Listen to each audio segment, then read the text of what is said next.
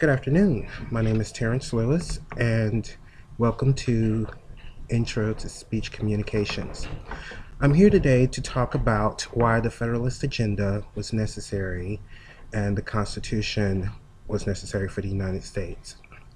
Could you imagine a world where we had no laws or rules except for those made by the state governor? If you go overseas on vacation, you would have to go through a currency exchange.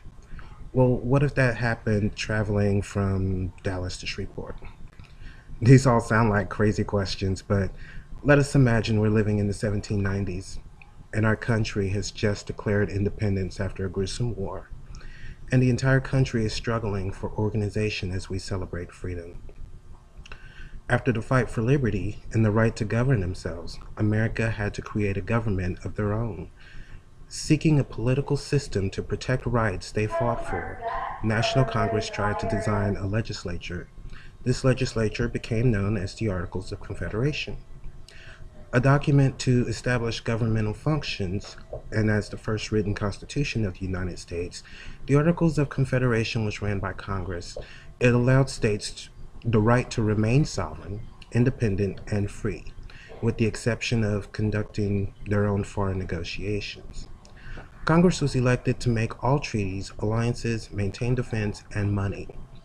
Congress was also the last resort for dispute appeal. There were 6 different drafts of the Articles. However, legislatures in all 13 states would have to agree.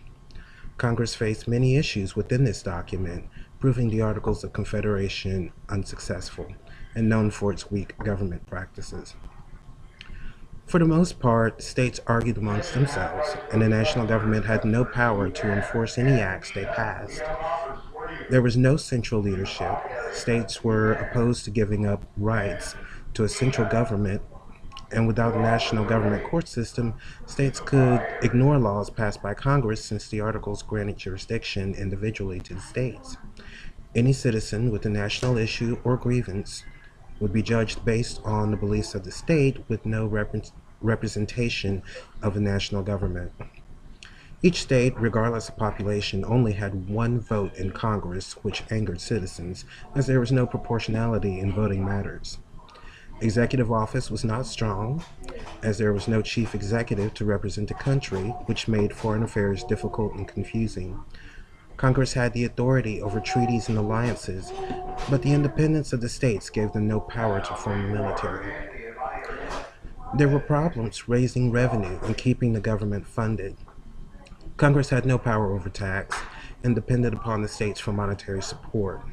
Many states refused to support the national government, and this resulted in Congress falling behind on national debt from the war, as well as failed foreign trade. Because they could not raise revenue, America became a nation incapable of paying for itself.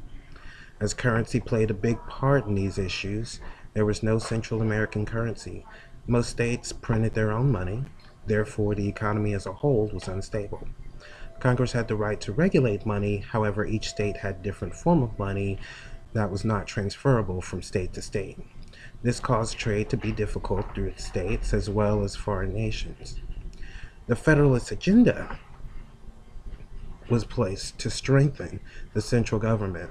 The Constitution was crafted in 1787, aiming to shift power from the states to a unified central government. Anti-Federalists were concerned that the Constitution would give federal government too much power. Most were afraid of losing the rights they fought so hard for, and they thought the government was moving toward a monarchical society like that of England. According to an online source, SparkNotes, the Constitution declared a government consisting of 3 branches: legislative, which was Congress; executive, consisting of the president; and judicial, headed by the Supreme Court. Delegates believed this separation of powers into 3 different branches would ensure that the United States would not become another monarchy. Congress added the Bill of Rights as the first 10 amendments to the Constitution and made them laws. The Bill of Rights was the most positive step toward the new unified government. It protected the country's rights and gave unified laws for all states. George Washington served as the country's chief officer or first president. James Madison was the chief proponent in forming the bill, and Alexander Hamilton was the Secretary of Treasury. This movement began to clean up the problems and issues faced through the Articles of Confederation. Alexander Hamilton formed a report of public credit to pay the national debt. Honoring all Revolutionary War debts at face value, he planned to exchange new federal securities with old debt certificates. The first agenda was to pay off foreign debt first, leaving local debt with interest and a small amount of principal. To cover this would be an excise tax and a whiskey tax. To regulate funds and keep unified currency, the Bank of the United States was built. Branches would hold government funds and regulate state banks. Backed by the wealthy, this bank caused economic growth and aided paying off the national debt. The Federalist agenda was necessary to maintain the liberty and freedom that American Revolution created. The Constitution made laws that unified the country as well as the government. The Constitution protected America in a way that made everything they fought for completely worthwhile. Voting central government officials solved all of these issues of defense: the national debt, taxes, currency, and law. The Constitution started the basic components to a unified country since states were independent. As quoted by Linda Monk with the National Constitution Center, "We're emphasizing the nation to be ruled by the people, not a dictator or king." Thank you.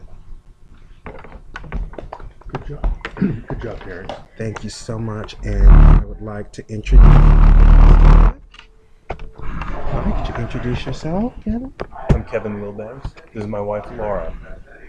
And Kevin, Terrence and Laura? clearly spent a good deal of time researching this, and the prose in this presentation was well thought out.